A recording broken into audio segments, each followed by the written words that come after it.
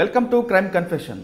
చెడు స్నేహంతోనో పరిస్థితి ప్రభావంతోనో కుటుంబ ఆర్థిక పరిస్థితి బాగోలేక లేదా వేరే కారణాల చేత నేరాల బాట పట్టి జైలుకి వెళ్ళిన తర్వాత వాళ్ళ మార్పు వచ్చి తిరిగి జనజీవన స్రవంతిలో కలిసిన వ్యక్తులను పరిచయం చేసే ఈ కార్యక్రమంలో ఈ వారం మన గెస్ట్ సేలంశెట్టి వెంకటరమణ. సేలంశెట్టి వెంకటరమణ అంటే ఉమ్మడి ఆంధ్రప్రదేశ్లో వరంగల్ జిల్లా దగ్గర నుండి విజయవాడ, కృష్ణా, గుంటూరు, ఒంగోలు ఈ అన్ని ప్రాంతాల్లో కూడా పోలీసులకు కంటి మీద కొనుక్కు లేకుండా చేశారు. దాదాపు 250 కేసులు ఉన్నాయి. అంటే 2002 వరకు అతను చెలరేగిన విధానం ఒక స్థాయిలో లేదు. అంటే అతను మోడ్ ఆఫ్ ఆపరెంట్ ఒకటి కాదు, యాసిడ్ల దాడి దగ్గర నుండి దొంగతనాల వరకు చేసేవారు. అతను నేర చరిత్ర ఏ స్థాయిలో ఉందంటే అప్పట్లో విజయవాడ కమిషనర్గా ఉన్న సురేంద్రబాబు గారు కనిపిస్తే కాల్చివేత అని ఉత్తర్వులు జారీ చేశారంటే అతను నేర చరిత్ర ఏ స్థాయిలో ఉంది అన్నది మనం అర్థం చేసుకోవచ్చు. అలాంటి మోస్ట్ వాంటెడ్ క్రిమినల్ తర్వాత మారి ఇప్పుడు చాయ్ దుకాణం పెట్టుకొని ఇప్పుడు ప్రశాంత జీవితం కొనసాగిస్తున్నారు. అతను ఏ పరిస్థితిలో దాదాపు 250 నేరాలు చేశారు, ఎలాంటి నేరాలు చేయాల్సి వచ్చింది, ఈ చోరీ చేసిన సొత్తుని ఏం చేశారు, అసలు నిజంగా 250 కేసులు అతను చేసినవైనా లేదా పోలీసు కుట్ర కేసులు కూడా పెట్టారా, ఇప్పుడు ప్రస్తుతం అతను మారడానికి కారణం ఎవరు అనే విషయాన్ని వెంకటరమణ అడిగి తెలుసుకుందాం. వెంకటరమణ నమస్తే. నమస్తే సార్.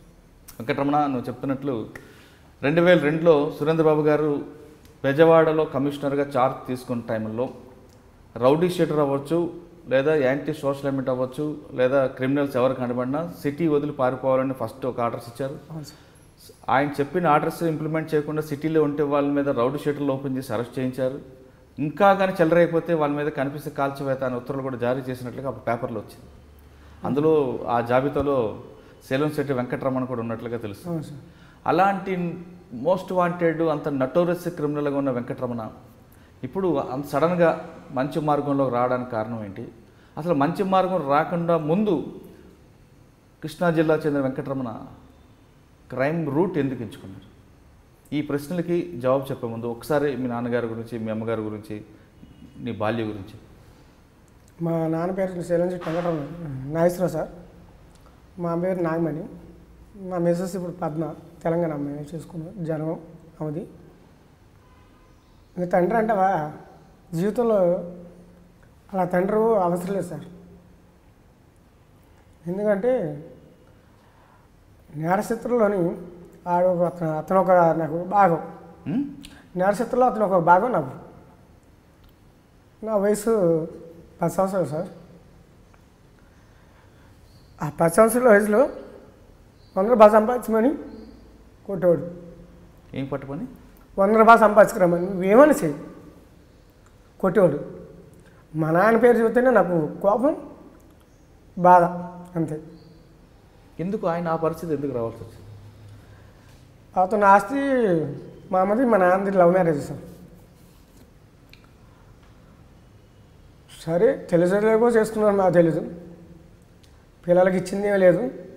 ఆస్తి మొత్తం పశ్చిమ గోదావరి తణుకు పక్కన కాల్దారు మా నాన్నది. మా తాత పేరు నాగయ్య, మా నాయనమ్మ పేరు కనకమ్మ. అక్కడ ఏ పరిస్థితుల్లో వచ్చి ఇక్కడ మా విజయవాడ వచ్చేసి మా అమ్మని చేసుకున్నాడు. చేపల మార్కెట్ మా అమ్మది చేపల మార్కెట్ ఏరు, 1 టౌన్ చేపల మార్కెట్. అక్కడ మా అమ్మ పేరు పామని పిలిస్తే ఎక్కువ శాతం, నాగమణి కాదు, పామని పిలిస్తే మార్కెట్లో ఎవరైనా తెలుసు. ఇప్పుడు ప్రజెంట్ ఉన్నాడో లేదో తెలియదు కానీ రమణ ఆయన పేరు, కమ్యూనిస్ట్ పార్టీ ప్రెసిడెంట్ ఒక 15 సంవత్సరాలు 20 సంవత్సరాల కింద. సరే 15 సంవత్సరాల కిందట నేను అన్నీ మానుకున్నాం అన్నట్టుగా వెళ్ళి ఒకసారి బంధువులు పలకరిద్దామని వెళ్తే వచ్చింది ఆయనే. మా అమ్మ ఒకసారి చూపించింది, వచ్చింది ఆయనే. ఆయన ఏమన్నాడంటే నేను మీ మావయ్యని కాదు, మీ మావయ్య నా పేరు మీ మావయ్య పేరు ఒకటే అని చెప్పొచ్చాడు.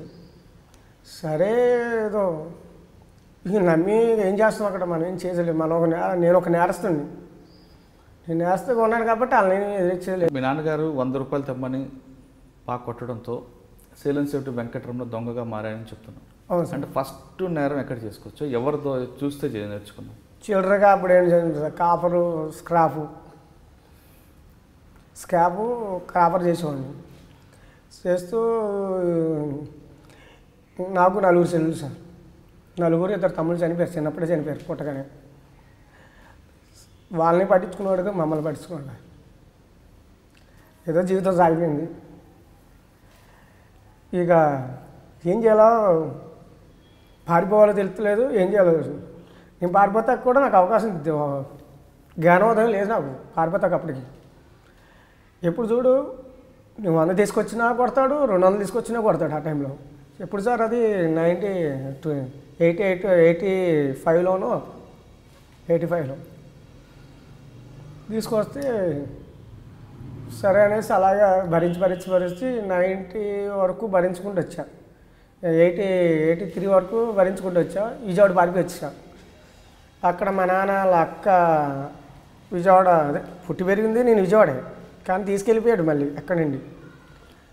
ఏమైందంటే అక్కడ ప్రజెంట్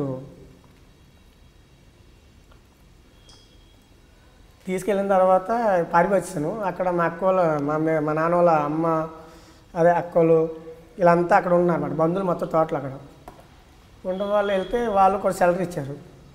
షెల్టర్ ఇస్తే పారిపోయి వచ్చాడు. వాళ్ళ దగ్గర ఉన్నా కూడా నేను అన్నం తినాలన్నా డబ్బులు సంపాదించుకురావాలి వాళ్ళకి, వాళ్ళు పెట్టేది లేదు నాకు. వెళ్ళేవాడిని, ఇంగ్లీష్ రకాల అన్నం తిన్నా, కాగితాలు కూడా ఏరాను. నేను చేయని పనే లేదు. మురికి నీళ్ళు, ఎస్కేప్లో మురికి నీళ్ళు తాగా, శ్మశానంలో పనుకున్నా. 10 చోట తిరిగి పోలీసుల పని అలా క్రైమ్లోని పెరుక్కుంటూ స్టేషన్కి వెళ్తాం, కొడతాం. అప్పుడు కోటింగ్ ఎలా ఉండేదంటే మనిషి చచ్చాడా బతికాడా అని ఉండరు ఇంట్రెస్ట్ కదా. ఆ పోలీసు దాని టార్చర్ వేరు సార్. దాని టార్చర్ ఎలా ఉంటుందంటే ఇప్పుడు పోలీసు ఏమో సార్ ఒక లెక్కల్లో కొడుతున్నారు మనిషిని. ఇది కాళ్ళు, మోకాళ్ళు, ఈ చేతులు, ఈ లేకపోతే ఇక్కడ అక్కడ అనేది ఒక లెక్కల్లో ఉంటుంది కోటింగ్. అదేంటంటే ఇప్పుడు కనపడదు, తర్వాత కనపడుతుంది. కానీ వాళ్ళు ఇచ్చే కోటింగు అప్పుడుకి చచ్చిపోవాలా బతకాలనేది తెలియదు. ఆ విధంగా ఉండేది సార్ కోటింగ్. మరి అంత దెబ్బలు తిన్నప్పుడు మళ్ళీ నేరం చేయాలి ఎందుకు అనుకున్నారు? నేరం అంటే ఇటు తండ్రి కొట్టే కంటే ఎక్కువ కాదు కదా సార్ నా దెబ్బలు. నరకం ఆడితో అలవాటు అయిపోయింది. పారిపోయి వచ్చిన తర్వాత నడిచిన కుర్రలు దొరికారు. ఇక ఉంటారు సార్ తిరిగే వాళ్ళు, అంతా తిరుగుతూ ఇలాగే చిల్లరగా తీసుకెళ్తాం పోలీసు వాళ్ళు. చేయకపోయినా తీసుకెళ్ళేవాళ్ళు, చేసినా తీసుకెళ్ళేవాళ్ళు. తీసుకెళ్ళి కనీసం మనిషిలా చూసేవాళ్ళు కదా వాళ్ళు. విజయవాడ పోలీసు అంటే అక్కడ పోలీసుని నేను ఎక్కడ చూడలేదు సార్. నేను ఎలా చెబుతున్నాను, నేను నా పిల్లల మీద కొట్టేసిన మారను. అది పోలీస్ డిపార్ట్మెంట్ కొంతమంది తెలుసు. నా అమ్మవారి మీద కొట్టేసి చెబుతున్నాను. నేను అమ్మవారికి పూజ చేస్తే ఎక్కువ ఎన్ని టైం మీకు వచ్చేటప్పుడు కూడా దీపారాధన చేసుకుని వచ్చాను. నన్ను పట్టుకునేటప్పుడు కూడా నా ఇంట్లో పోలీసులు ప్రతిది కూడా నా ఇంట్లో దీపారాధనలు చూస్తారు. ఆ పూజ ఎలా చేస్తారని చూస్తారు. వాళ్ళు హింసించే హింసకి మరి నేరస్తుడు మారేస్తారు విజయవాడ పోలీసులు. ఇదే సిచ్యువేషను విజయవాడలో ఉంటే ఈ పాటగా ఇంకో 4 సార్లు నేరాలు చేసి మళ్ళీ 4 సార్లు జైలుకి వచ్చేవాడిని. అంటే అంత క్రూరంగా ఎందుకు వాళ్ళు ఉంటారు? ఘోరంగా ఏముంది సార్, వాళ్ళలో డబ్బు కావాలి. దొరికేవాడు కేసులు వదిలేస్తారు, దొరకనోడమే కేసులు కావాలి. ఎన్నిసార్లు ఒక ఇనప మొక్కలు ఇప్పటికైనా అండి వాడు ఇనప మొక్కలు చెప్తున్నాడంటే ఇనప మొక్కలు ఎంత ఉంటాయి సార్ కాస్ట్లు? ఉన్న మొక్కలు 100 కేజీలు 200 కేజీలు పోను 1000 కేజీలు వేసుకోండి. 1000 కేజీలు రికవరీ ఎంత ఉంటుంది సార్ కాస్టు? అంటే వాడు ఒరిజినల్ కాస్ట్ వేసుకున్న 40,000 ఉంటుందేమో. అది తీసి పక్క పెట్టి బంగారం కింద ఫోర్ట్ ఇచ్చి 2 లక్షలు 3 లక్షలు ఇల్లు అమ్మి ఇచ్చేస్తున్నారు ఇప్పుడు ఉంది సార్. అది ఇప్పుడు ద్వారకా తిరుమల సారు ఇక్కడ చేశారు. ఆయనకన్నా 2 సార్లు ప్రెస్ మీటింగ్ జరిగింది. మరి ఆయన దృష్టిలోకి వెళ్ళిందో లేదో తెలీదు. ఇంతకుముందు కర్నూలు పోలీసులకి నేను కొద్దిగా సపోర్ట్ చేసి కొద్దిగా ఉన్నది. అది ఎంతవరకు వెళ్ళింది అనేది ఆయనకి తెలియదు. కానీ వీళ్ళ మాట కామ్ చేస్తారు. వాళ్ళు మాట్లాడతలేదు సార్. ఇక్కడంటావా ఈ తెలంగాణలో నేను ఎందుకు వచ్చానో తెలియదు, ఆ ఫైరింగ్ ఆర్డర్లోని ఎందుకు వచ్చి ఇలా బతుకుతున్నానో తెలియదు. ఇక్కడ కూడా లేపేద్దామని చూశారు నన్ను. అంటే స్క్రాప్ దొంగగా శీలంశెట్టి వెంకటరమణ తన జీవితాన్ని నేరాల బాట పట్టుకున్న వెంకటరమణ తర్వాత ఏ దశలో 1984లోనో 84 కదా సార్, 89లోనో 88లోనో వెళ్ళాను సార్ జైలుకి. ఒక జైలుకి వెళ్తామంటే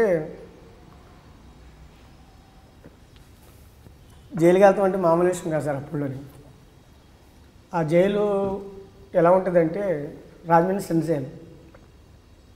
ఆ సెంట్రల్ జైలు ఎలా ఉంటుందంటే ఆ గోడ చూస్తేనే ముచ్చిపోయాలన్నమాట బయట. ఈ సలబేళ్ళు ఇవన్నీ వరంగల్ ఇవన్నీ ఎండుతో తుడిచిపెట్టాడు అది పక్కకి. ఆ జైలు ఒక డిఫరెన్స్గా ఉంటుంది. కానీ ఆ టైంలోనే నన్ను మీసం రాలా ఏం రాలా. కానీ మేషర్ దగ్గర ఏం చేయాలను, వాళ్ళు కూడా నా మీద కేసు పెడతాక బాధం ఏంటంటే ఈ మాట్లాడితే పట్టుకెళ్తున్నారు. పట్టుకెళ్ళి ఈ ఉంటాయి కదా సార్ లాకప్లు వేస్తాం, వాళ్ళ మీద చెప్పమని వీళ్ళే చెప్పిస్తారు. విజయవాడ పోలీసుల్లో కొంతమంది ఉన్నారు, ఇప్పుడు నడుస్తుంది అది.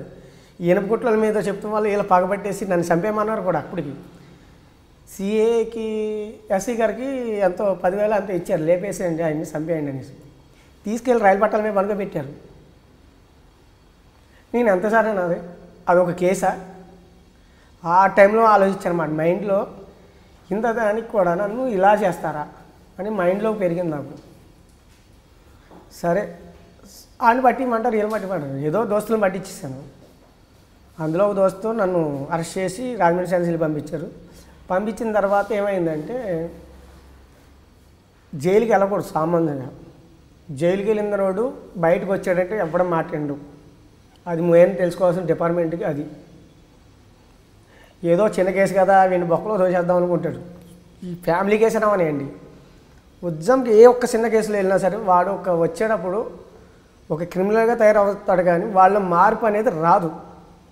నేను చెప్పేది నేను అనుభవించిన అనుభవంలో ఎవరు కూడా అనిపించాలో తెలియదు. నాకు దగ్గర 25 సంవత్సరాలు అనుభవం సార్. నాకు 25 సంవత్సరాల నుండి జైలుకి తిరుగుతాం కానీ ఏం చేస్తాం కానీ, ఎవరినైనా కొడతాం కానీ, ఎవరినైనా కోస్తాం కానీ, ఎవరి మీద యాసిడ్ పోస్తాం కానీ,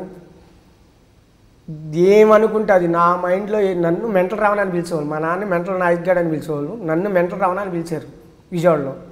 ఇప్పుడు పిలుస్తారు మెంటల్ నా కొడుకు అనేసి. కానీ అది కాదు ముఖ్యం. కానీ వీళ్ళు చేసే పనులు కనపడవు, కానీ పక్కన మీద నొట్టేటట్టుగా ఉంటుంది మాట అది డిపార్ట్మెంట్. నేను జైలుకి వెళ్ళాను. జైలుకి నేను వెళ్ళినప్పుడు జైలు ఎలా ఉండేదంటే సత్తు గిన్నెలు సార్. అంటే ఏమంటారు, సెవెన్ అంటారా సిల్వర్ అంటారు ఇక్కడ. సిల్వర్ బొచ్చుల మాట, ఒక సిల్వర్ గ్లాసు, ఒక సిల్వర్ లోట, పట్ట. ఇప్పుడు అంటే అఫీషియల్గా అన్నీ ఇస్తున్నారు ఇప్పుడు. అప్పుడు ఏం లేవు.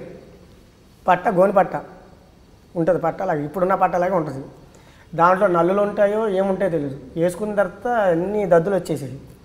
సరే అన్నానికి వెళ్తారా రైస్కి, అన్నం 600 గ్రాములు అంటారు. వాడు కొలిసేది కరెక్ట్ కాట వేసేవాడు. రాజమండ్రి సెంట్రల్ జైలు అనేది దానికి పేరు మాట. రిమైండోడికి 600 రైసు, 700 గ్రాములు శిక్ష పడినోడికి రైసు. ప్రతి మాన్యువల్ దాంట్లో నాకు ప్రతిదీ చాలా తెలుసు సార్. ఈ రైస్ వేసుకొని ఈ పప్పే కానీ ఈ రసం పోసుకుంటే ఇలా కలిపితే ఆ పురుగులు ఎలా వచ్చాయి తెలుసా సార్? చిన్న చిన్న గాజు పురుగులు, తెల్ల పురుగులు బారుగా. ఇలా 2 రోజులు బయట తిన్నాం కదా సార్. అప్పుడు చూసి పారేస్తాం, తినక వెళ్తూ ఉంటే 2 రోజుల తర్వాత మళ్ళీ అలవాటు అయిపోయింది. అలవాటు అన్ని పురుగులు తీసి బయట వేస్తాం, తింటాం. తిన్న తర్వాత జైలు బయటకు వచ్చిన తర్వాత నేరం, ఇంత దానికి నేరం అదే, పెద్దదానికి నేరం అదే శిక్ష. ఇప్పుడు చేసేది ఇంతే దొంగతనం. ఏమో 100 కిలోలు బంగారు తీసుకొచ్చి ఇక్కడ ఏమో పెట్టామనుకో సార్, అదే శిక్ష. ఒక 1 కిలో రాగి తీసుకొచ్చి ఇక్కడ పెట్టామనుకో సార్, అదే శిక్ష. సార్ ఓకే, అంటే ఆ శిక్షలో తేడా లేదని చెప్పి నువ్వే నేరం చేసుకొచ్చావు? శిక్షలో తేడా ఏముంది సార్, గోల్డ్ చేశాను సార్. గోల్డ్ హౌస్ బ్రేకింగ్ అనేసి అంటే ఫస్ట్ మోడ్ ఆఫ్ ఆపరేట్ ఏంటి నీది ఎక్కువ? మోడ్ ఆఫ్ ఏంటంటే ఇక జైల్లో కొంతమంది సీనియర్లు ఉంటారు సార్. ఇప్పుడంటే నేను సీనియర్ అయ్యాను అనుకో, అప్పుడులో ఎవరో ఒక సీనియర్లు ఉండేవాళ్ళు. వాళ్ళ పక్కన నేను కూర్చొని అన్నం తింటూ ఆలోచించేవాడిని. రౌడీ షీట్లు ఉండేవాళ్ళు, వాడిని ఇలా పోయాలి అనేసి. ఫ్యామిలీ కేసులు ఉండేవి, ఒక సోరీ కేసులు ఉండేవాళ్ళు, అదే సోరీ కేసులో పెద్ద నర్సులు ఉండేవి. ఏది ఇలా పెడితే నేను ఈ కేసులో వెళ్ళే ముందల ఒకరికి గంజి అడిగితే గంజి ఇచ్చేస్తున్నారు, మేము టీ అడిగితే టీ ఇవ్వాలా నాకు. కేసు అరెస్ట్ ముందన్నమాట, ఇదే జైలుకి వెళ్ళే ముందల.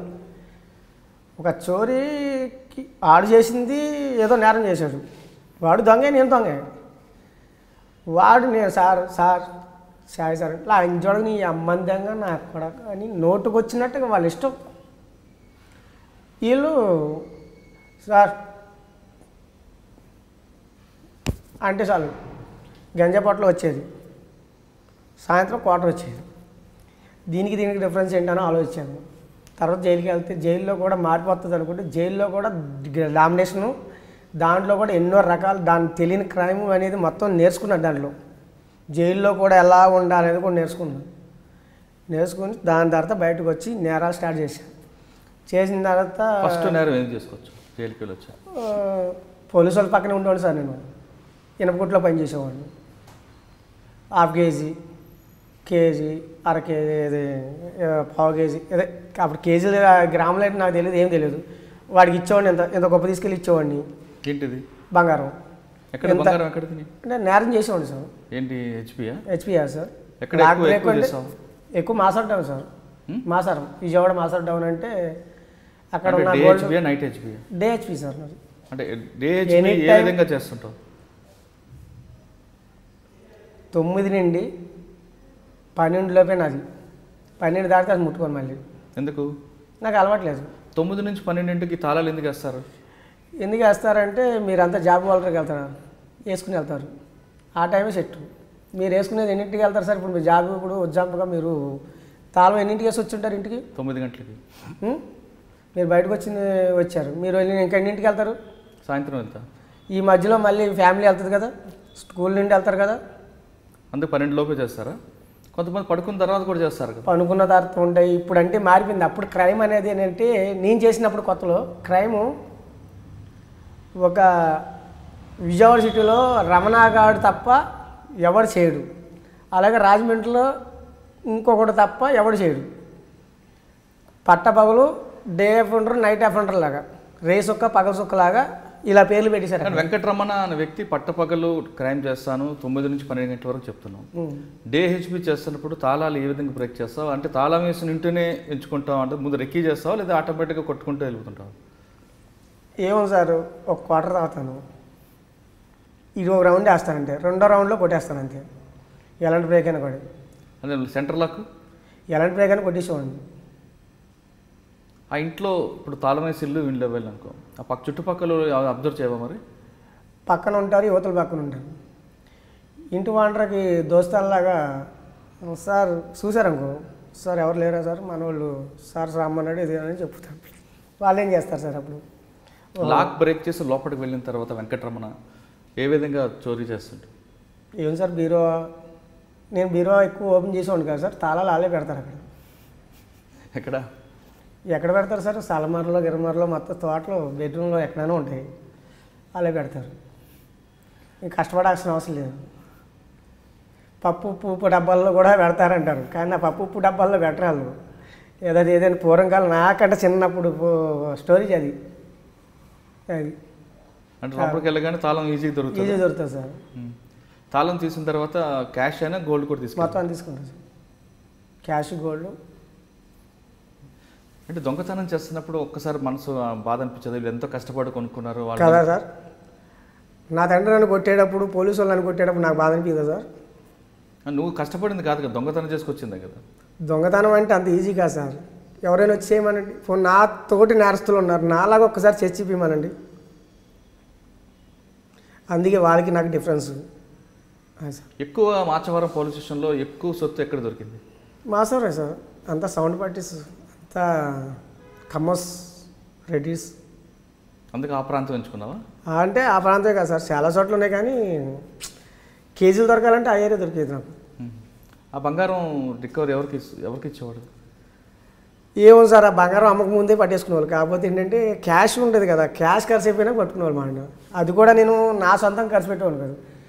చాలామందికి ఆకలి, నా బాధ తెలుసు కదా సార్ నాకు. చిన్నప్పుడు నేను ఎన్ని ఇంగ్లీష్ రాగల అన్నం తిన్నాను, మురికి నీళ్ళు తాగాను, ఇవన్నీ తెలుసు కాబట్టి ఆకలి అన్నోడికి అన్నం పెట్టేవాడిని. ఎవరికి పని లేదంటే వాళ్ళకి ఇదిగో బతుకనేసి ఒక 5,000 10,000 ఇచ్చేవాడిని. ఈ చైన్ తీసి ఇచ్చేవాడిని. నా సొమ్ము కాదు కదా సార్ ఇది. ఈ సొమ్ము మీద పంచవు. నా సొమ్ము అంటే ఇప్పుడు కష్టపడుతున్నాను. ఈ కష్టం అంటే నాకు తెలిసింది. ఇప్పుడు కష్టంలో కూడా నేను నా చూసింది ఏమైనా అన్నం ఒక్క పూట ఒక్కరికైతే పెట్టగలను. అప్పుడంటే 20 మంది కాదు 100 మందికైనా పెట్టేసి ఎత్తుంది నాకు అప్పుడు. ఎందుకు? డబ్బు వాళ్ళది కాబట్టి. అది వచ్చిన పాపం డబ్బు సార్. ఎందుకు దాచుకోకూడదన్నా? దాచుకోకూడదని కాదు, ఈ రోజు కూడా నాకు రూపాయి లేదనేది అందుకే కారణం సార్ నా మీద. వెంకటరమణ, దొంగతనం చేసి వచ్చావు, ఇంట్లోకి వెళ్ళిన తర్వాత ఇకపై ఎవరికి చోరీ కాకుండా ఉండాలంటే దొంగ ఇంట్లోకి వచ్చిన తర్వాత కూడా ఏం చేస్తే బాగుంటుంది? టెక్నికల్ పెరిగింది కదా సార్ మొత్తం. అంటే టెక్నికల్గా చాలా పెరిగినాయి, కానీ చాలా జాగ్రత్త తీసుకోవచ్చు. కాకపోతే ఏంటంటే లాకులు వాళ్ళు ఏంటంటే వాళ్ళకి బరువు ఎక్కువ, తాళాలు లేడీస్కి బరువు ఎక్కువ. ఆ ఎండి తాళాలైనా సరే ఏయనవని, లేడీస్కి తాళాలంటే బరువు ఎక్కువ. ఎందుకు? తాళాలు వాళ్ళు నడుగు పెట్టుకొని తిరుగుతారు. నెక్స్ట్ బీరువా కూడా కొంత స్ట్రాంగ్గా ఉండాలి. దానికి ఏదైనా సైలెన్సర్ మోగేటట్టుగా వచ్చినాయి కదా, అవి పెట్టండి. నెక్స్ట్ సీసీ కెమెరాలు వచ్చినాయి. బీరువా అలారం పెడుతున్నారు, ఇప్పుడు డోర్కి అలారం పెడుతున్నారు. అన్ని సిస్టాలు జాగ్రత్త చేసుకుంటున్నారు. అయినా కూడా నేరాలు జరుగుతున్నాయి. అది అయినా కూడా నేరాలు జరగకుండా ఉండాలి. ఒకవేళ నేరస్తులు ఇంట్లోకి వచ్చిన తర్వాత కూడా ఏం పోకూడదు అంటే ఏం చేయాలి? ఎందుకంటే మానేసావు కాబట్టి చెప్పడానికి తప్పేం లేదు సార్. నాకే అలాంటి ఆలోచన ఉంటే నేను ఇప్పటి వరకు ఈ కూడా చెప్పేవాడిని కాదు కదా సార్. నా మైండ్లో ఇలాంటివి లేవు. ఇంతవరకు నా మీద పిట్టి కేసు కూడా లేదు. ఇకపై జరగకుండా ఉండాలంటే వాళ్ళు జాగ్రత్తలు చాలా తీసుకోవాలి సార్. వాళ్ళ ఇంట్లో బంగారం బీరువాలో పెట్టు, అక్కడ బ్యాంకులో పెట్టక్కర్లా, ఇంట్లో పెట్టుకుని వెళ్ళొచ్చు, కానీ చాలా జాగ్రత్తలు తీసుకోవాలి. అదే ఆ జాగ్రత్త. ప్రతి పని మనిషిని కూడా నమ్మకూడదు. నీ ఇంట్లో వాళ్ళు నేను నమ్మకూడదు. ముందు ఇప్పుడు నేను డ్రింకర్ని సార్, మీరు తాగరు, ఏమవుతుంది? ఇప్పుడు నేను మందు తాగుతున్నాను, నాకు డబ్బులు అవసరం, మీరు తాగరు కాబట్టి డబ్బులు అవసరం లేదు. అప్పుడు మన ఇద్దరి మధ్యలో ఆమె ఎక్కడ ఏం పెడుతుందో మన ఇద్దరికి తెలుసు. అప్పుడు మన ఇంట్లో దొంగలు ఉంచుకొని బయట వాళ్ళు అనక్కర్లేదు. పని మనిషి పని బయటికి వెళ్ళే ఉండాలి. వాళ్ళ వల్ల కొంత ఇన్ఫర్మేషన్ బయటకు వెళ్తుంది. ఏంటి రెండో, నేను ఎవరినైనా తయారు చేయవచ్చు. అది కాబట్టి మార్చవరంలో మాసరే కదా సార్, చాలా చోట్ల ఉన్నాయి. కానీ సరే, హెచ్బి అఫెండర్ కాకుండా ఇంకా వేరే క్రైమ్ కూడా కనిపిస్తుంది రికార్డులో. క్రైమ్ అంటే యాసిడ్ దాడి అన్నది. యాసిడ్ అంటే ఇంపార్మర్ చేసేవాళ్ళు సార్ నా మీద కుర్రోళ్ళు. ఇంపార్మర్ అంటే నేను చేస్తానో లేదో వాళ్ళకి అనవసరం. పోలీస్ అనేది ఇంపార్మర్ పెట్టేది అప్పుడులో. నాకు ఇప్పుడు అంటే తెలియదు, కానీ అప్పుడులో తెలుసు కదా నాకు. పట్టించిన తర్వాత దెబ్బ తగిలింది సార్ నాకు, ఎదురు దెబ్బ. ఎవరని తెలుసుకున్నాను. వెళ్ళిపోయి డైరెక్ట్గా మా సిస్టర్ని అడ్డు పెట్టాను నేను. మా సిస్టర్ గొడవ పెట్టుకున్నట్టు నటించాను. ఈ లోపు ఏమైందంటే ఈ ఎదవలు ఉంటారు కదా, వచ్చేసి చేత్తో నెట్టారు. ఎమ్మన్నే బాటిల్ తీసి 2 బాటిల్ మూతలు తీసి పోస్తాను సార్. అది ఈ బ్యాటరీ యాసిడ్ కాదు, ఏమి కాదు, ఒరిజినల్ బంగారపు యాసిడ్. కాలితే ఎలా ఉంటుందంటే ఈ మొత్తం లేచి లోపలికి వెళ్ళిపోతుంది మొత్తం, అలా ఉంటుంది. కానీ కళ్ళల్లో పడలేదు, ఇక్కడ పడింది, ఇవన్నీ కాలిపోయినాయి. ఎంతమందికి? 4గురికి. 4గురికా? ఆ తర్వాత అదే కేసులు కొనసాగి అప్పుడు ఆ కేసు ఏమైందంటే 324. అప్పుడులో కేసు 324. ఇప్పుడు యాసిడ్ కేసు అంటే అబ్బో భారీ ఎత్తు కేసు. ఇప్పుడు అప్పుడులో యాసిడ్ ఇంపార్మర్ అనేవాడి మీద పోసేవాడు సార్. ఎన్ని యాసిడ్ దాడులు కేసు ఉంటాయి? దాడుల్లో అయితే ఒకటే కేసు బుక్ అయింది, పోసినవి అయితే 3-4 ఉంటాయి సార్. కానీ విజయవాడలో అప్పుడు రౌడీలు కూడా బాగా ఉండేవారు. వాళ్ళతో స్నేహం ఏ విధంగా కొనసాగి? విజయవాడ రౌడీ షీటర్లు అంటే అందరికీ నేను తెలుసు సార్, అలాగా నాకు వాళ్ళు తెలుసు. దోస్తాను విజయవాడ జైలు నుండి పరిచయాలు. ప్రతి ఒక్కరు నాకు ఎక్కువ రంగా గారు అంటే ఇష్టం. నేను కాపే, ఆయన కాపే. ఏంటి కానీ రంగా గారు ఎప్పుడు కూడా ఇలాంటి రౌడీ షీటర్లు ప్రోత్సహించడం అనేది రికార్డులో లేదు. ప్రోత్సహించేదని లేదు కానీ సార్, అది ఇప్పుడు మీరే ఎగ్జాంపుల్ మీరే ఒక వ్యక్తి అనుకోండి సార్, మీ పేరు చెప్పుకొని 10 మంది మేము బతుకుతాం సార్. అది కానీ వాస్తవంగా రంగా గారు అటువంటి వాళ్ళని దూరంగా పెట్టేవారు కదా. పెడతారు సార్. ఆయన ఏంటంటే ఆయన ఎత్తికత్వంగా ఏంటంటే నాకు తెలిసిన వరకు మా నాన్న కూడా ఆయన పార్టీయే. ఒక రత్నకుమార్ వాళ్ళే ఆయనకి బ్యాడ్ వచ్చింది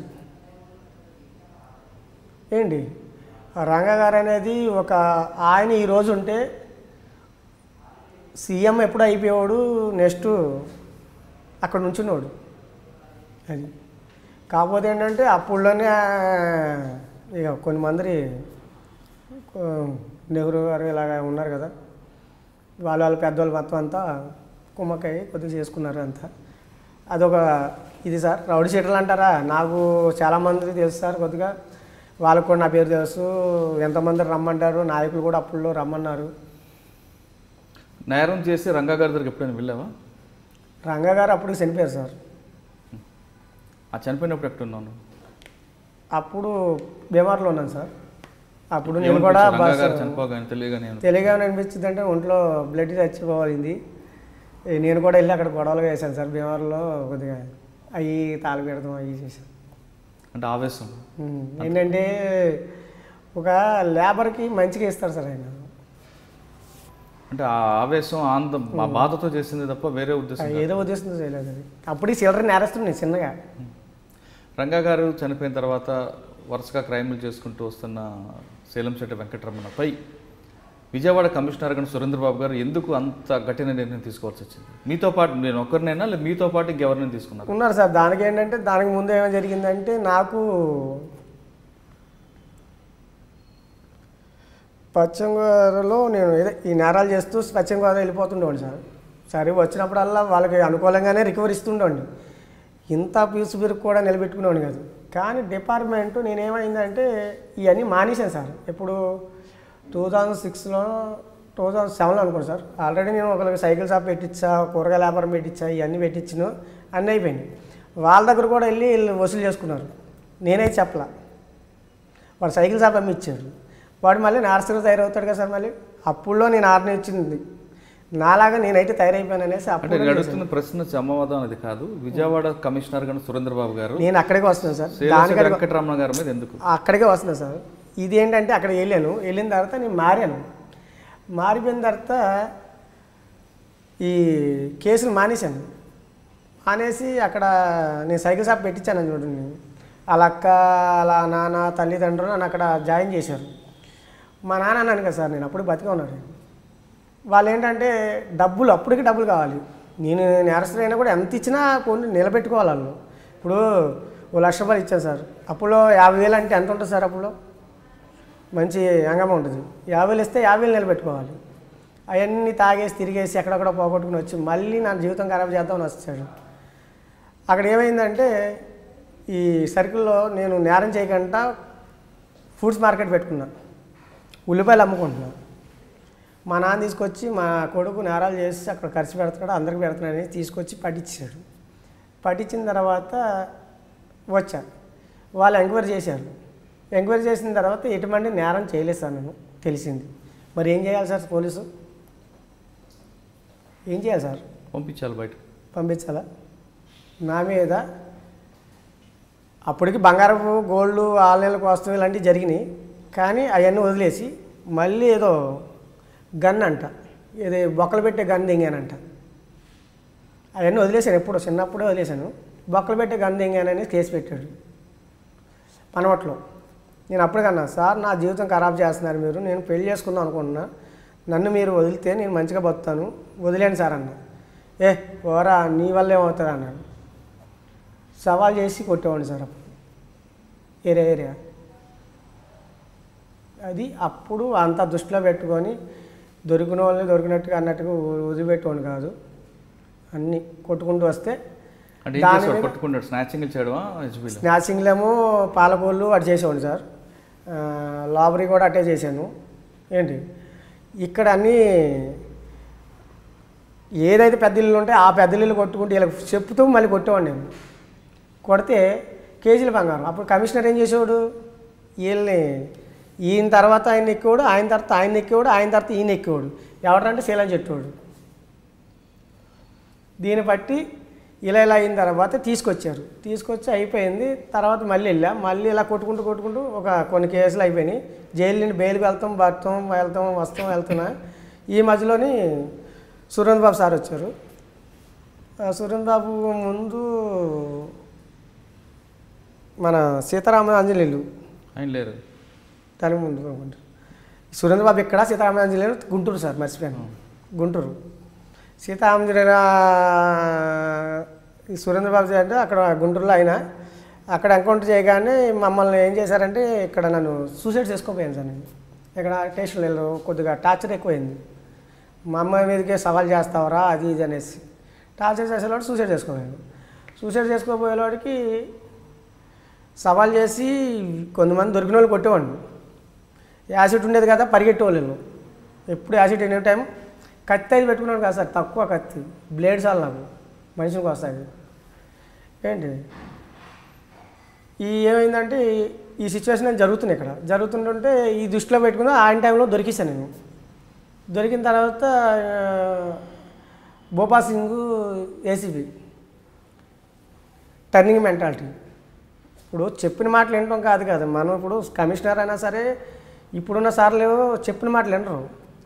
ఇప్పుడు అప్పుడు ఏంటంటే సార్ ఇది ఇలాగా అంటే అది భూతార్థం కంటే భూతార్థం చూస్తారు వాళ్ళు. దాన్ని బట్టి ఇక్కడ జరిగేది సార్. దీని ఏమైందంటే నేను లాగప్పులో ఉండగానే ఇలా జరుగుతుంది అనగానే ఇక మా అమ్మని కమిషనర్ దగ్గర పంపించాను. సార్ ఆయన ఇలా చేసాడు సార్, ఇలా అయినా కూడా ఏదో వేరే విధంగా టార్చర్ చేస్తున్నారు ఇలా సార్ అనేసి మాట్లాడితే పంపించాను కమిషనర్. ఆయన ఏమన్నాడు, అవన్నీ తర్వాత చూద్దాం పంపించండి అన్నాడు మా అమ్మని. ఏమ్మా ఏం జరిగింది అసలు, ఎందుకు మీ అబ్బాయి ఎందుకు ఇలా తయారయ్యాడు ఏంటి అనేది ఒక మాట అడుగుంటే ఆ రోజు అయిపోయాడు కదా సార్ నేను. అంటే ఇక ఆ రోజు ఇలా జరిగిన తర్వాత సూసైడ్ చేసుకుంటే ఆల్రెడీ మీడియాకి నేను ప్రతిసారి ప్రెస్ మీటింగ్ జరుగుతుంటున్నాయి. అందరికీ ఇక కడుకట్టు నేరస్తుడు వాడు ఇలాగా అలా అని మీడియాలోని ప్రచారాలు విజయవాడకు. అయిన తర్వాత జైలుకి వెళ్ళాను సార్. జైలుకి వెళ్ళిన తర్వాత సామాను సీల్ చేశారు కదా, సామాను ఇమ్మను బెయిల్ మీద వస్తానని చెప్పాను. మా అమ్మను పంపించాను లెటర్ రాసి, ఇది నేను చదువుకోవాలా తయారు చేపిస్తున్నట్టు నాకు తెలుసు సార్. హైకోర్టు నుండి ఉమెన్స్ రైట్స్ నుండి ఎక్కడి నుండి ఎలాగే తయారు చేయాలో కూడా నాకు ప్రతిదీ తెలుసు, ఎవరికి ఏ సంభాషించి మాట్లాడాలనేది. దాంతో తయారు చేసి పంపిస్తే చూసి శిలంచాటలో అమ్మ నువ్వు వెళ్ళే అన్నాడంట. ఎవరు? సురేంద్ర బాబు.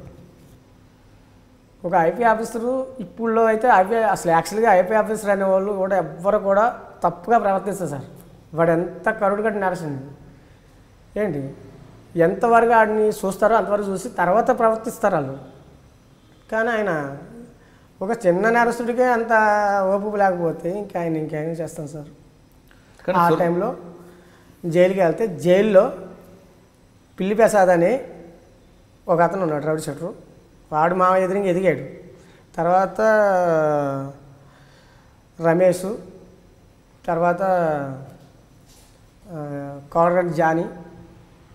కొకరగడ్డ జానీ వీళ్ళిద్దరు రౌడీ షెటర్లు. అడపాంక్ అన్న నేను మా నలుగురు పిల్లి ప్రసాద్ని తీసుకెళ్ళి మా ఎదురుగానే కస్టడీ తీసుకెళ్ళారు.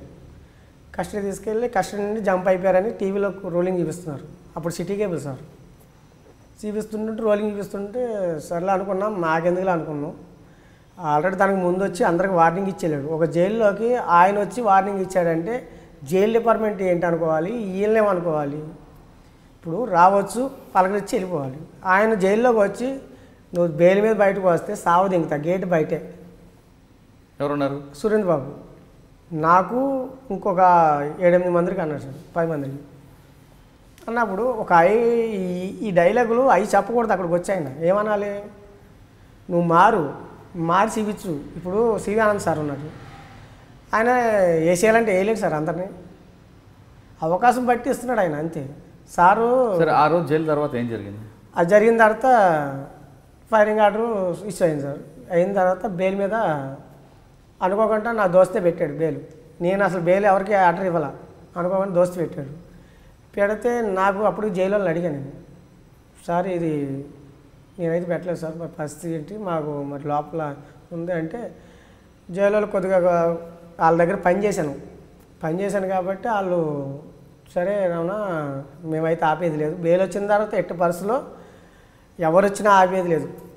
ఆర్డర్ తోసేసింది బయటికి. ఉంటే మా ఉంటే ఒక గంట ఉంటాడు అడు మనిషి అంతే. ఇది రిక్వెస్ట్ మీద తోసేస్తారు. ఇంకా గంట తర్వాత తోసేసి కానీ ఇంకా మా వాడు తీసుకుని వెళ్ళిపోయాడు. బండి మీద వచ్చి తీసుకెళ్ళిపోయాడు. ఈ లోపల 2 జీబులు వచ్చేసినాయి అంట. తెలిసింది అనుకుంటా. వచ్చేసాడంట. వాళ్ళని మెమోలు ఇచ్చాడంట సారు. మెమోలు వస్తే నేనేం చేశాను, మా వాడి దగ్గర 5,000 తీసుకొని పశ్చిమ గోదావరికి వెళ్ళిపోయి కాముగా ఒక చోట ఉండి ఉన్నా. ఈలోపు మా అమ్మ ఏం చేసింది, లాయర్లు అప్పటికే సురేంద్రబాబు మీద కొద్దిగా రిజల్ట్స్ ఏదో అంటారు కదా సార్, దాని మీద పగతో ఉన్నారు. ఉంటే దాన్ని ఏమైందంటే మా అమ్మది కలిసి నీ కొడుకుని చంపేశారని, నా కొడుకుని చంపేశారనేసి హైకోర్టులో పిటిషన్ వేసింది. ఏమి పిటిషన్ వేసింది. ఆయన కూడా ఒకసారి కోర్టుకు వచ్చాడంట. వచ్చిన తర్వాత వెళ్ళిన తర్వాత నాది మార్వేషాలు అనేది అన్ని విషయాలుగా అంటే గుండె లేకంట ఇలా అని సిబిచ్చి ఫోటోలు మన మాసర్ డౌన్ ఎక్కడ తిరుగుతానో అన్ని చోట్ల వేసి 10,000 అనేసి ఫైజ్ అనేసి ఇచ్చాడంట. నాకు తెలియదు, మామూలుగా చెప్పారు మన వాళ్ళు. నేను లేను కదా సార్ అక్కడ, ఎందుకంటే యాక్చువల్గా నేను లేను కాబట్టి నాకు తెలియదు. మొత్తం అందరూ చెప్తే విన్నాను. చెప్పిన తర్వాత అయిపోయింది. ఒక 6 మంత్ తర్వాత ఒక అతనికి కూరగాయలు పెట్టించాను ఎఫెండర్కే. అన్నా నేను పారిపోయాను విజయవాడ నుండి, పారిపోస్తానంటే నీతో వస్తానన్నా. అంటే ఒరే మా జీవితం ఖరాబ్ అయింది, నువ్వు వచ్చి ఏం చేస్తావు అనేసి కూరగాయల వ్యాపారం పెట్టించేసా. వాడు ఏం చేశాడో తెలియదు. ఓ 4 రోజులు కూరగాయలు అమ్ముకున్నాడు. వాడి బట్టలు లేవంటే నా బట్టలే తీసుకెళ్ళి ఇచ్చా. 5వ రోజు 6వ రోజు అది కనబడతలా. సర్లే పోతే ఎటు పోయి ఉంటాడులే, ఏం చేస్తాం అనుకుంటే వారం తర్వాత స్పెషల్ టీం దిగింది సార్ అక్కడికి తణుకులో. మార్నింగ్ నేను మంది వేద్దామని పక్కన బార్ ఉంటుంది, పద్మశ్రీ థియేటర్ పక్కకి మంది వేద్దాం అనేసి బారు అప్పుడు 7ంటికి తెరిచేవాళ్ళు. 7ంటికల్లా వస్తే సుమోలు పెట్టుకుని ఉంటే నేను అక్కడ పక్కన వీడియో షాప్లోకి వెళ్ళి క్యాసెట్లు ఏమన్నా చూసుకుని బయటకు అడిగి పెట్టాను సార్. వచ్చేసి మొత్తం పెట్టేశారు.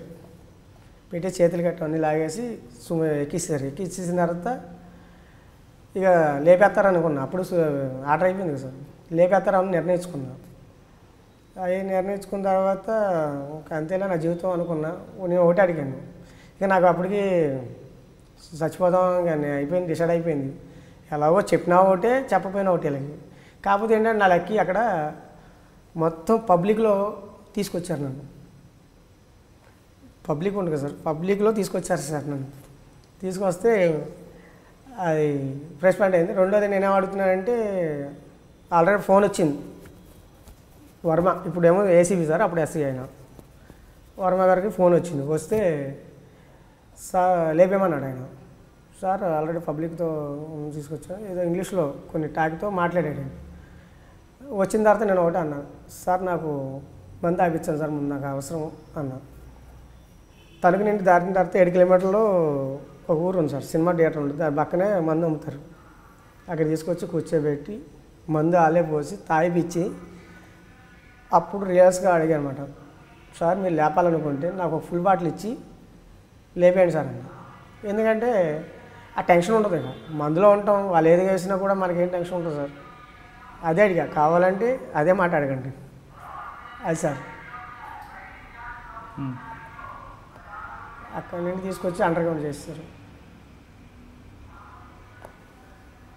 డాక్ సెల్లోనే వేసారు. అప్పుడు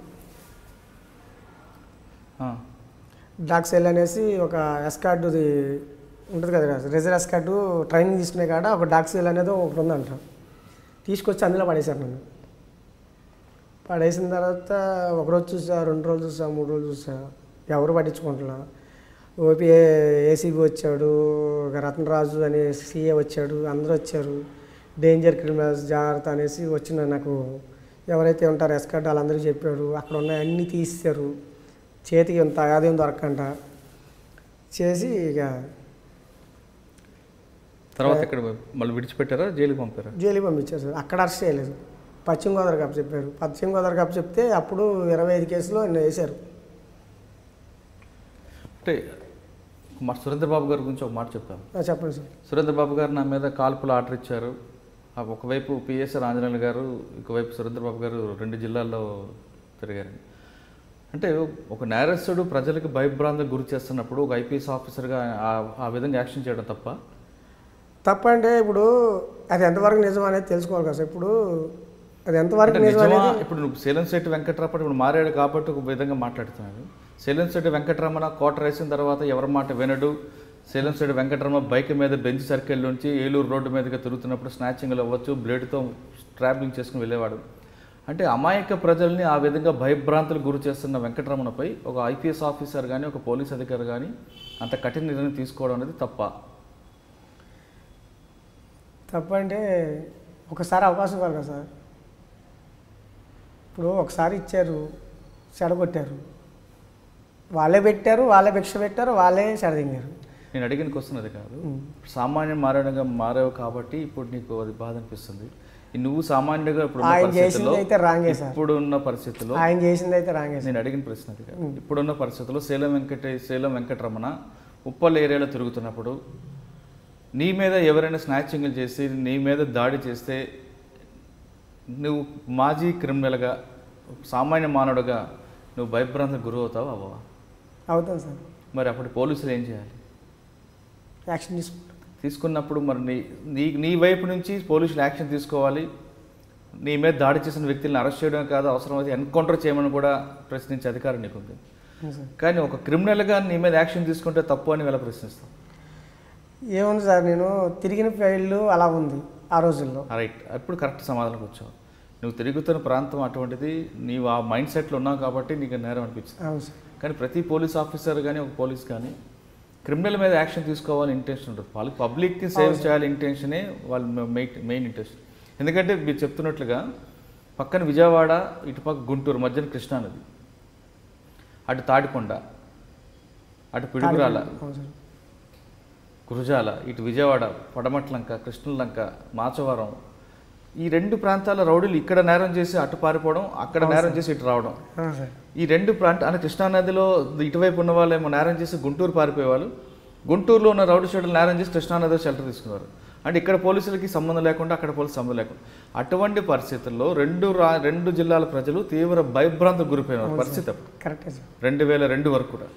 ఆ టైంలో వచ్చిన సురేంద్రబాబు గారు విజయవాడలోని, పిఎస్ఆర్ ఆంజనేయ గుంటూరులో ఇద్దరు ఉక్కుపాదం మోపారు. ఇక్కడ నేరం చేయలేదు అని కాకపోయినా అక్కడ నేరం చేసినా ఇక్కడ పట్టుకునేవారు, ఇక్కడ నేరం చేసిన అక్కడ పట్టుకున్నారు. ఆ టైంలో వాళ్ళు ఆ విధంగా నిర్ణయం తీసుకోబట్టే ఈరోజు ఆ రెండు ప్రాంతాలు ప్రశాంతంగా ఉన్నాయనేది వాస్తవం. నీ ఇలాంటి నేరస్తులు అప్పుడులో, ఇప్పుడు కాదు, అప్పుడులో మీరు చేసే నేరాలు అన్నీ నువ్వు కావు. సేలంశెట్టి వెంకటరమణ మందు వేసుకొని ఒక 2 వీలర్ మీద బయలుదేరి స్నాపింగ్ చేసుకుని వెళ్తున్నాడంటే భయభ్రాంతికి గురయ్యారు. అది వాస్తవా కాదా? అక్కడ వరకు అంటే హౌస్ బ్రేకింగ్ ఎక్కువ సార్. నాది హౌస్ బ్రేకింగ్ అవ్వచ్చు, స్టాబింగ్ అవ్వచ్చు, యాసిడ్ దాడి అవ్వచ్చు. శ్రీలంశెట్టి వెంకటరమణ పోలీసులకు వెళ్ళాలంటే యాసిడ్ దాడి చేస్తాడు కాబట్టి అది ఉండేది సార్, అదో భయం ఉండేది సార్. మరి నిన్ను పట్టుకోవాలని బ్లేడ్ కూడా ఉండేది సార్, బ్లేడ్ కూడా ఉండేది, యాసిడ్ ఒక పిడి కూడా పక్కన పెట్టేవాడిని. మరి అటువంటిప్పుడు నిన్ను పట్టుకోవాలి, నేను కంట్రోల్ చేయాలంటే వాళ్ళు ఆ విధంగా చేయాల్సిందే. సరే, ఏదవని ఒక మంచి మార్కులకు వచ్చాం. తర్వాత ఆంధ్రప్రదేశ్ నుంచి వరంగల్, విజయవాడ, ఒంగోలు ఆ ప్రాంతానికి ఎందుకు వెళ్ళావు? ఒంగోలు అంటే విజయవాడలో ఉండగానే అన్నీ చేసుకొచ్చాను సార్. ఒంగోలు, పాలకొల్లు, నరసాపురం 14 జైలు చేశాను సార్. టోటల్ నేను 14 జైలు. ఈ ఉజ్జాంకి 20 సంవత్సరాలు వేసుకున్నాను సార్ జైలు జీవితం. లాకప్పులు అంటే తీసేయండి, అంతకుముందు లాకప్పులు 20 సంవత్సరాలు జైలు జీవితం. 20 సంవత్సరాల్లో జైల్లో ఏం జరుగుతుందో తెలుసు, 20 సంవత్సరాలు బయట ఏం జరుగుతుందో తెలుసు, కోర్టుల్లో కూడా ఏం జరుగుతుందో తెలుసు, ఏంటి అన్నీ తెలుసు. టోటల్గా చట్టం అంతానే చేతిలో ఉంది. చదివింది 2వ క్లాస్ అయినా 2వ క్లాస్ నేను చదవలేదు సార్. అక్కడ వాళ్ళు కూడా చదవలే, కానీ జైలుకి వెళ్ళిన తర్వాత జైల్లో చదివిన తర్వాత చట్టం మీద పూర్తిగా అవగాహన వచ్చింది, ఎందుకంటే ఈ కేసుల ద్వారా. అవును సార్. తర్వాత హైదరాబాద్ ఎప్పుడు వచ్చావు? హైదరాబాద్ వచ్చి తనకు ముందే ఎప్పుడు 2002లో ఫైరింగ్ ఆర్డర్ ఇచ్చిన తర్వాత తణుకు నుండి ఇటు వచ్చాను సార్. అంతకుముందు 2-3 చాలాసార్లు హైదరాబాద్ వచ్చి వెళ్ళేవాడు షెల్టర్కి. సొంతంగా ఉంటాం, ఇక్కడ నుండి వెళ్ళి ఎంటర్ చేసుకుని వస్తాం, అలా ఉండేది. తర్వాత ఫైరింగ్ ఆర్డర్ అయిన తర్వాత తణుకులో వెళ్ళి దొరికేసి మళ్ళీ జైలు నుండి బయటకు వచ్చిన తర్వాత ఇక్కడికి వచ్చాను. వచ్చిన తర్వాత ఇక్కడ అమ్మాయిని చేసుకున్నాను అన్నమాట. ఇది బాలనారు. అమ్మాయి నీకు ఎలా పరిచయం? నేను రెంట్కి తీసుకున్నాను సార్. రెంట్కి తీసుకున్నాను. బాలనారులో పత్తినారు ఉంది కదా సార్, పత్తినారులో రెంట్కి తీసుకున్నాను. వాళ్ళ ఫ్యామిలీ మొత్తం బోర్వీలర్లు పని చేసుకుంటారు. వాళ్ళకి ఏదే ఉద్దేశం తెలియదు, ఏది ఆశం తెలియదు, ఏది కూడా ఈ గొడవలంటే కూడా తెలియదు వాళ్ళకి అసలు యాక్చువల్గా. అలాంటి వాడిని ఇక నాకాడ ఇవి చేసుకున్న తర్వాత నా దగ్గరికి ఎంతమంది కుర్రోళ్ళు వస్తుండేవాళ్ళు, బిల్లింగ్ మీద పనుకోబెట్టేవాడిని. వాళ్ళు ఏమైనా తెస్తే కాట వేసి, చిన్న కాట ఉండేది సార్, కాట వేసి మళ్ళీ సేల్ చేసి ఇచ్చేసేవాడిని, పంపించేవాడిని. వాళ్ళు ఎవరనేది నాకు తెలియనట్టుగా, నేను ఎవరు తెలియనట్టుగా ఒకవేళ పట్టిస్తే రికవరీ ఇప్పించేవాడిని నేను దొరికినప్పుడు. లేదనుకో సార్, నేను దొరికినా సరే వాళ్ళు కూడా నేనే రికవరీ ఇచ్చేసేవాడిని. అలా చేసేవాడిని. అందరినీ మనుషులు చూస్తే ఏంటి కాట ఏంటి ఇవన్నీ అడిగితే మా మిసెస్ గోల్డ్ సెకండ్ హ్యాండ్లో దొరుకుతుంది, దాన్ని తీసుకున్నా, అందుకే దానివల్ల రూపం స్క్రాపింగ్ చేస్తున్నా, ఇది చేస్తున్నా అని చెప్పి మా మిసెస్కి చెప్పి పెళ్ళైన తర్వాత కామ్ చేశాను సార్. తర్వాత పోలీసు వాళ్ళు ఏం చేశారంటే ఇక అనుకోకుండా ఫ్రెండ్ సెల్ తీసుకొచ్చి ఇచ్చాడు సార్. దాంట్లో అది ఎందుకు పనిచేసి డబ్బా పోను, నేను అక్కడికి నాకు వద్దురా పడేరా బాబు అంటే పడేయలేదు సార్. అప్పుడులో సెల్ ట్రాఫిక్ తక్కువ, సెల్ ట్రాఫిక్ అనేది తక్కువ సార్. అది తీసి ఇచ్చాను సార్, మా బామ్మర్దికి ఇచ్చా. వాడిని పట్టుకుని ఆ సెల్లో అమౌంట్ గోల్డ్ ఎంత పోయిందంటే 1/2 kg అంత పోయింది సార్. దాంట్లో సెల్ వచ్చింది. మనం ఏంటంటే అప్పటి నుండి ఇప్పుడు ఆ కాలం అనుకుంటున్నట్టుగా సెల్ కూడా సరే దెబ్బ ఫోన్ పడతా ఎందుకు అనేసి వీడికి ఇచ్చా సార్, మా బామ్మర్దికి, ఈ పని చేసే వాళ్ళకి. ఫోన్లే బావ అంటే సరే ఇచ్చిన తర్వాత ఏమైందంటే ఈయన్ని అంటాడు ఏదో స్కూటరు గుద్దేసో యాక్సిడెంట్ అనేసి. ఈయన ఆ టైంలోనే జనగంలో ఒక అమ్మాయి, జనగంలో అలా అక్కడ రెండుకుంటున్నా సార్, జనగంలో ఒక అమ్మాయి అల్లరి చేస్తే దాన్ని కొట్టాను సార్. దాన్ని ఇంకో వాళ్ళ అమ్మ నాన్న అందరిని కొట్టాను. కొడితే ఆ కేసులో లోపలికి వెళ్ళారు. ఈడొచ్చి ఆ టైంలోని భవన్ మరి ఇది అంటే వాళ్ళు మొత్తం వీళ్ళ బంధువులందరూ కొద్ది లీటర్లు అక్కడ, మా మిసెస్ బంధువులు ఏంటంటే కౌన్సిలరు ఇలాగా అక్కడ మా టీవీలో ఆయన ఉన్నాడు, ఇలాగ వాళ్ళందరూ వచ్చి అడిగితే నాకేం తెలియదంటే నా చరిత్ర వాళ్ళకి తెలియదు కదా సార్, ఎక్కడ లీక్ చేస్తే ఎక్కడేంటనే. అప్పటికి మా చెల్లి ఏం చేసిందంటే ఒక అఫెండర్ దగ్గర చైన్ తీసుకొచ్చి నాకు తాగడి పెట్టింది. తాగడి పెడితే ఈ తాగడి పెట్టమని అన్నయ్య ఇచ్చింది. నీకు చైన్ ఎక్కడదా అని అడిగాను. ఆ అక్కకు అన్నది నేను తీసుకున్నాను అన్నయ్య అంటే సరేలే అనేసి ఏదో అవసరం వచ్చింది మరి అక్కడే పెట్టుకోవచ్చు కదా అన్నాను. లేదన్నయ్య నువ్వు అయితే కొద్దిగా ఎక్కువ డబ్బులు ఇప్పిస్తావు కదా అనేసి అంటే సరే సెల్లుకి నేనేమనుకుంటాను సెల్ కదా అనేసి ఇప్పించి అమౌంట్ ఇచ్చి పంపించాను.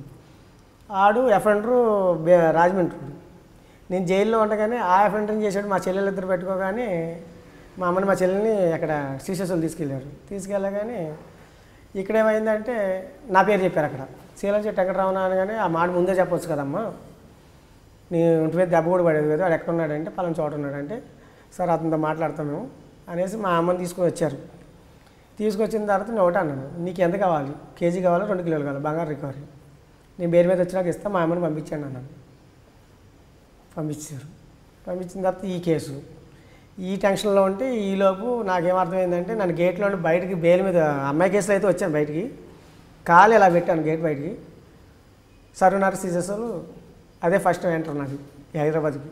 నా ఫేస్ తెలియదు నా తెలియదు, లేదా ఒక ఇంకా వెలుగుతూనే ఉండేమో దీపంలాగా, లేదా లేపేసేవాళ్ళేమో తెలియదు సార్. అది ఇక అది జరిగిన కానివ్వండి ఇక తీసుకొచ్చి చేస్తే దగ్గర 2 కిలోలు రికవర్ చేసుకున్నారు. అప్పుడు అలాగే వరంగల్ ఇంకా అప్పటికి టచ్ అవ్వలేదు సార్, నాకు ఇంకా వరంగల్ టచ్ అవ్వలేదు.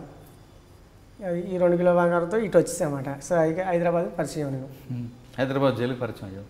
హైదరాబాద్ సర్వీనర్ తోటి సల్ఫేర్ సెంటర్ పరిచయం అయ్యాను. తర్వాత ఏమో సార్ బెయిల్ మీద విజయవాడ కేసులకి వెళ్ళిపోయి విజయవాడలోనే అడ్మిట్ అయిపోయి విజయవాడలోనే, విజయవాడ జైలు అంటే మాకు నా అడ్డా లాంటిది. విజయవాడ జైల్లో నేను నా ఇష్టం, నేను ఎలాగైనా నడుపుకుంటాను, నేను ఎలాగైనా చేసుకుంటాను. అంటే నేను జైల్లో రుబాబీ చేసేది లేనోడికి వాటికి సాయం చేశాను. వరంగల్కి ఏ విధంగా పరిచయం అయ్యావు? వరంగల్ కంటే విజయవాడ జైలు నుండి వచ్చిన తర్వాత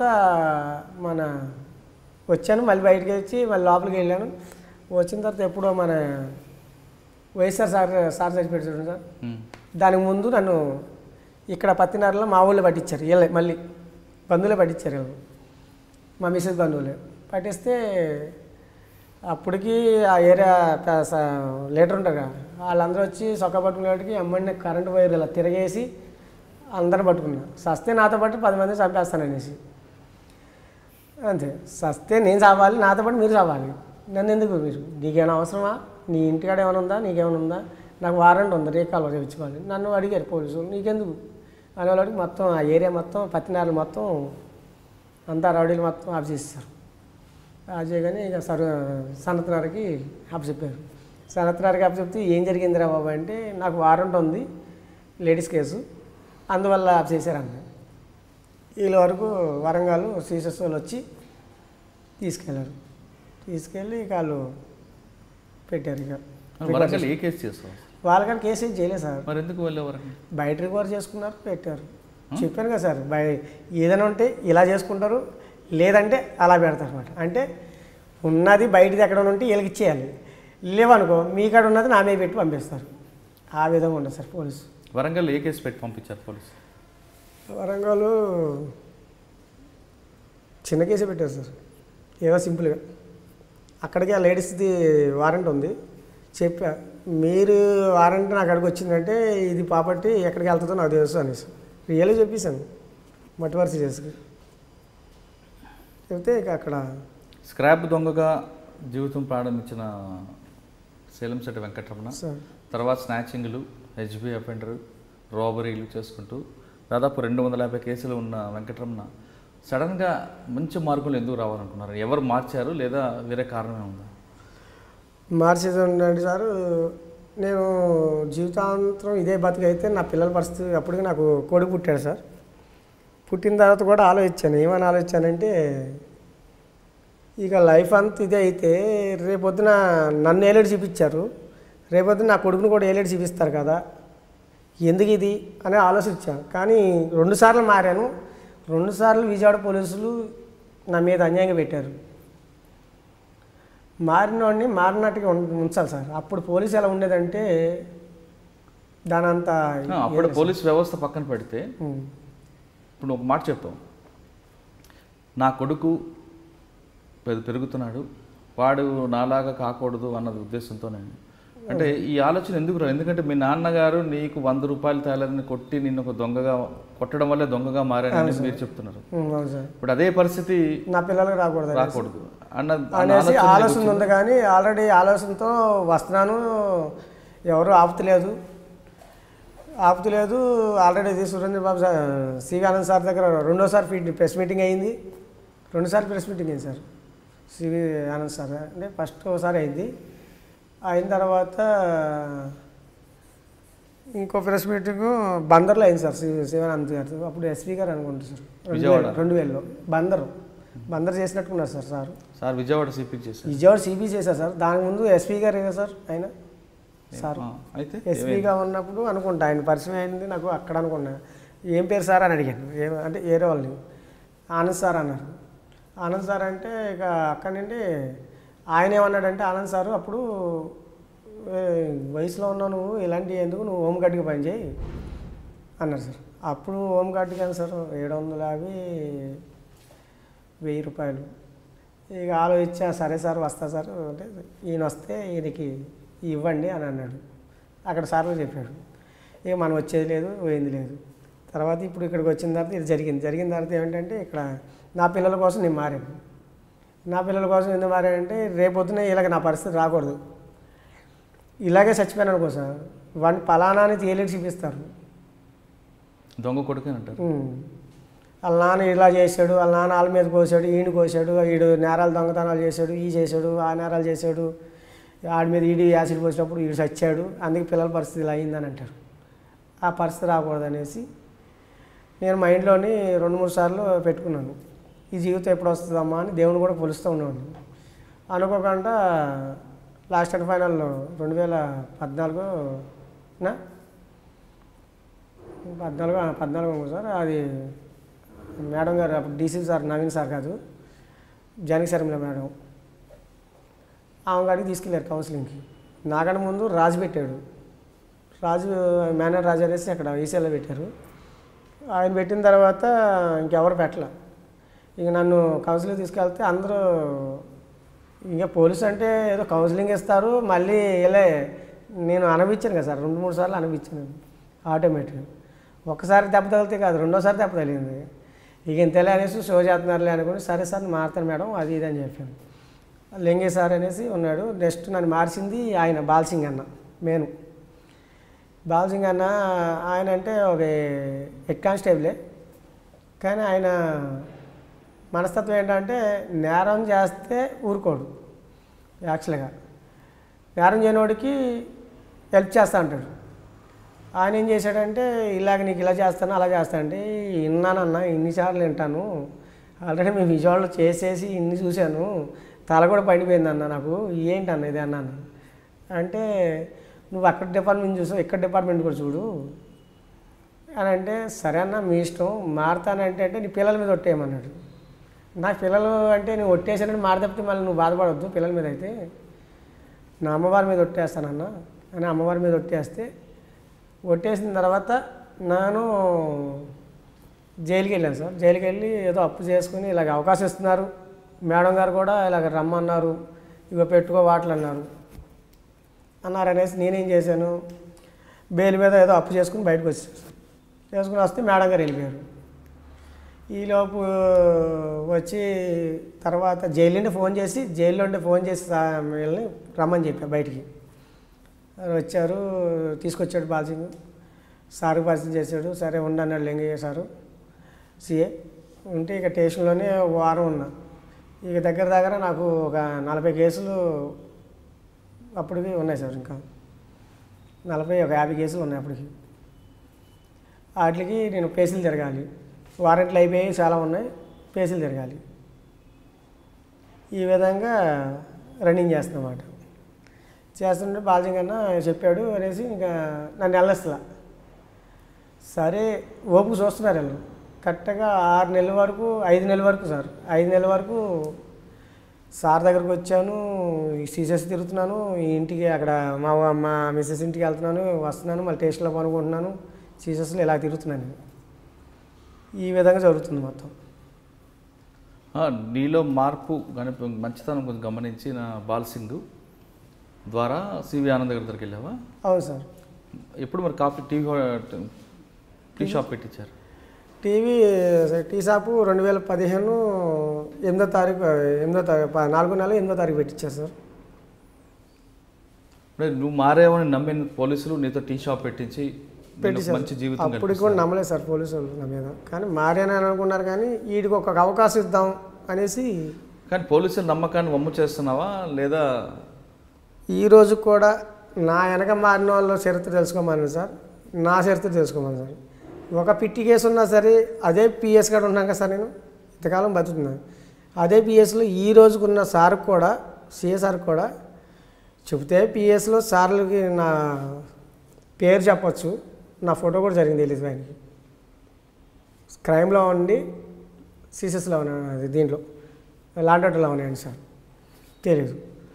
ఓన్లీ ఒక ట్రాఫిక్లో కూడా నేను ఎందుకు అడుగుతున్నానంటే, సార్ నేను అక్కడ పెట్టుకుంటాను సార్ అని అడుగుతున్నాను. ఇప్పుడున్న మన సార్ దగ్గర కూడా వెళ్ళాను సార్ నేను. ఇప్పుడు అది మన భగవాన్ సార్ కాడ కూడా వెళ్ళాను సార్. మా ఫ్యామిలీని తీసుకుని సార్ ఒక హోమ్ గార్డు ఎదర పెట్టించారు సార్, హోటల్ పెట్టిస్తే అక్కడికి వెళ్ళాను సార్.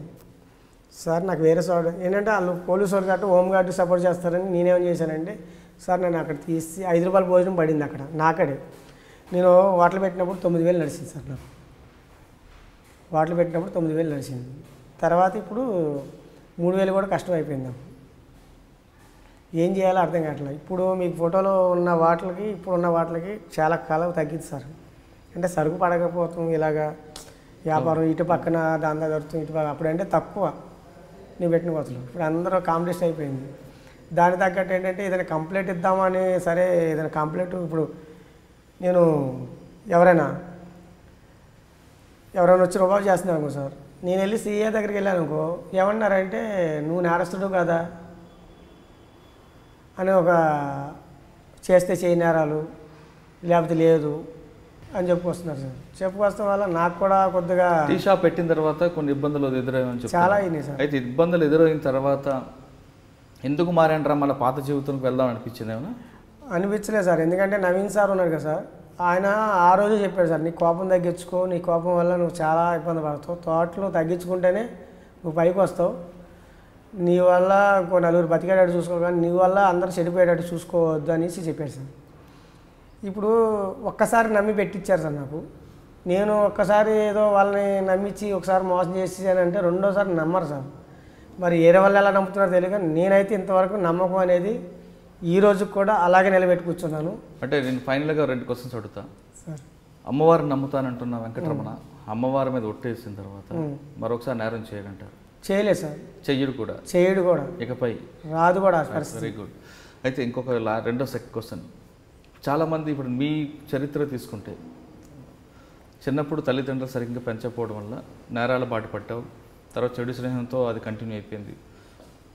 అప్పట్లో కొంతమంది పోలీసు అధికారుల యొక్క కుట్రలో కూడా బలైనట్లు కనిపిస్తుంది. ఇప్పుడు అదే పోలీసు అధికారుల యొక్క మార్పుతో నువ్వు మారావు, మంచి దుకాణం అప్పుడున్న డిపార్ట్మెంట్కి ఇప్పుడున్న డిపార్ట్మెంట్కి లేదు సార్. లేదు, కానీ ఇప్పుడు కొంతమంది యువత ఈజీ మనీ కోసం నేరాల బాట పడుతుంటారు. అటువంటి వాళ్ళకి మాజీ నేరస్తుడిగా నువ్వు చెప్పే మెసేజ్ ఏంటి? తెలియదు సార్ వాళ్ళకి. అలా ఏంటంటే ఏదో సింపుల్గా వస్తుంది కదా, మనము దొరకం అనుకుంటారు. 99 రోజులే నాయి, ఒక్కరోజు పోలీసు వాళ్ళది. ఆ ఒక్కరోజు చాలు సార్, మొత్తం నరాలన్నీ లాగుతాయి. 99 రోజులే నేను హ్యాపీగా ఉంటాను. ఆ ఒక్కరోజు చాలు. ఆ 99 రోజులు ఇవి అంటే తోటలో 100 రోజులు వేసుకోండి. ఇక మిగతా ఎన్ని నెలలు ఉన్నాయి సార్, ఆ నెలలు చాలు వాళ్ళు జైల్లో పెడతాను. అంటే పోలీసులు భయపడి నేరం చేయొద్దంటున్నావా, లేదా మన కుటుంబం వ్యవస్థ వాళ్ళ తల్లిదండ్రులు వాళ్ళు ఏంటంటే ఇప్పుడు కొంతమంది ఈజీ మనీకి వస్తుంది కదా అనేసి సింపుల్గా వెళ్ళి చేస్తున్నాం, ఇలా ఈయన కొడుతున్నాం ఆని కొడుతున్నాం. ఇప్పుడు ఫస్ట్లో నేను కోసి చేసినాను, కోసాను ఏంటి, ఎనీ టైం అలాగే నడిచాను. ఒంటి మీద కూడా కోతలు ఉంటాయి అవి, సిబి మనీ చూపిస్తుంది సార్ ఏంటి, ఇలాగే ఉంటాయి మొత్తం అన్నీ. చిన్నప్పటి నుండి ఏంటంటే అన్ని విధాలుగా అన్నీ బాధలు పడ్డా, కానీ ఈరోజు కష్టం వచ్చినా సుఖపడుతున్నాను. ఒకప్పుడు ఏంటంటే ఇంటి ముందు కాదు, ఈ డోర్ సౌండ్ వినపడినా కూడా ఎవరు వస్తున్నారని భయపడేవాడు. అలాగా సౌండ్ వస్తే భయపడేవన్నమాట, ఎవరు వచ్చారనేసి, మొత్తం ఏంటి రౌండ్ వేస్తారా అనేసి అని భయపడేవాడిని. వీళ్ళకేం చేస్తారు ఇప్పుడున్న వాళ్ళకి ఏంటంటే ఈజీ మని అనుకుంటారు. ఏ రోజుకి దొరక్కంటూ ఉండవు. ఆడి చేస్తే ఆ ఒక్క నేరంతో నిలబెట్టుకొని ఉండాలి, లేకపోతే మూసుకుని కూర్చోవాలి. రెండోసారి మళ్ళీ నేరానికి వెళ్ళకూడదు. వెళ్ళాడా దొరకాల్సింది. ఇంకా ఇంతవరకు నేను చెప్పేది ఏంటంటే నేనేదో ఇలా మారని చెప్తాం కాదు, నేరం చేయొద్దు, కానీ చేస్తే మట్టుకు ఎలా ఉంటుందో నా అనుభవం. నేను పురుగు నీళ్ళలో అన్నంతో సగా తిన్నవాడిని. వీళ్ళకేం తెలిసి ఇప్పుడు ఉన్న వాళ్ళకి ఇప్పుడు మంచిగా దుప్పడెత్తున్నారు అని చెప్తున్నారు అనుకుంటున్నారు, బెయిల్ మీద వస్తాం అనుకుంటారు. వీడు సంపాదించిందంతా జైలుకి వెళ్తే వీడు పెళ్ళం పెట్టలు అక్కడ తీసుకొచ్చి పెడతారు, లేకపోతే వీళ్ళ అమ్మ బాబా అక్కడికే తీసుకొస్తారు జైలుకి. ఈ కూర్చొని అక్కడ తింటాడు, సగమేమో లాయర్లకి పోతుంది. వీడు మళ్ళీ బెయిల్ చుట్టూ వచ్చిన తర్వాత బెయిల్ చుట్టూ తిరుగుతాకి సగం దిగుతుంది. ఈ బాగా ఇంట్లో తాకట్టు పెట్టుకునో లేకపోతే ఏదో ఒకటి తాకట్టు పెట్టుకుని మళ్ళీ చేయాలి, మళ్ళీ ఇవన్నీ సంపాదించాలని ఈ నేరం చేయాలి. అది ఎంత పరిస్థితి ఎందుకు రావాలి వీడికి? చేయకూడదు. చేయకంటే ఆ ఉన్న దాంట్లోనే మూసుకొని కష్టపడి సంపాదించుకుంటే సంతోషం. ఓకే, నేరం చేయొచ్చు, నెల రోజుల్లో 29 రోజులు నేరం చేయొచ్చు, కానీ ఒక్క రోజైనా సరే పోలీసులు దొరికితే ఈ 29 రోజులది మొత్తం బయటకు తీస్తారంటూ తన అనుభవాన్ని వ్యక్తం చేశాడు సేలంశెట్టి వెంకటరమణ. అంటే సేలంశెట్టి వెంకటరమణ నేరస్తుడిగా మారడానికి ప్రధాన కారణం తల్లిదండ్రుల యొక్క పర్యవేక్షణ సరిగ్గా లేకపోవడం. అంటే వాళ్ళు నిరక్షరాస్యులు రావడం, వాళ్ళకున్న చెడు అలవాట్లతో ఇతన్ని చిన్నప్పటి నుంచే డబ్బులు తేవడంతో ఇతను చిన్న బాల్యం నుంచే నేరస్తు బాట పట్టి చివరికి మోస్ట్ వాంటెడ్ కావడం, పోలీసుల దృష్టిలో ఫైరింగ్ ఆర్డర్స్ వరకు వచ్చాయి. అతను చెప్తున్న మాటలు చాలా స్పష్టంగా తెలుస్తుంది. నేరం చేసిన తర్వాత నేరం చేసిన మనం కాదు, తర్వాత బాధపడేది కుటుంబ సభ్యులు. వాళ్ళు కోర్టు బయట జైలు బయట ఉండి సంపాదన చోరీ సొత్తంతా కూడా మిగతా ఖర్చులకు అయిపోతాయి తప్ప అది సంపాదన ఉండదంటూ తన అనుభవాన్ని వ్యక్తం చేశారు. కాబట్టి ఎవరైనా సరే నేరం చేయొద్దు, నేరాల బాట పట్టద్దు, కష్టపడండి, కష్టపడి పైకి రండి. అన్నిటికన్నా ఇంపార్టెంట్గా ఈ ప్రోగ్రాం ముఖ్య ఉద్దేశం కూడా అదే. ఈ ప్రోగ్రాం చూస్తున్న నేరస్తులు ఇంటర్వ్యూలు చూసి మీరు నేరస్తులుగా మారకూడదనే ఉద్దేశం మినహాయించి మీరు నేరాల బాట పట్టమని కాదు. ఒక నేరస్తుడిని మీరు పరిచయం చేస్తున్నాడు, మాజీ నేరస్తుడిని పరిచయం చేస్తున్నామంటే వాళ్ళ పడ్డ కష్టాలు, వాళ్ళ కుటుంబం ఎంత చిన్న భిన్నం అయిపోతుందనే విషయాన్ని పరిచయం చేయడానికే, అది మీకు చెప్పడానికి చేస్తున్న కార్యక్రమం. కానీ గతంలో వీళ్ళు చేసిన నేరాలు చూసి మీరు నేరాల బాట పట్టమని కాదు అన్నది ఈ ప్రోగ్రాం ముఖ్య ఉద్దేశం. ఇది ఈ వారం సేలంశెట్టి వెంకటరమణ ఎక్స్క్లూజివ్ ఇంటర్వ్యూ. వచ్చే వారం మరో గెస్ట్తో మళ్ళీ కలుద్దాం. అంతవరకు నమస్కారం.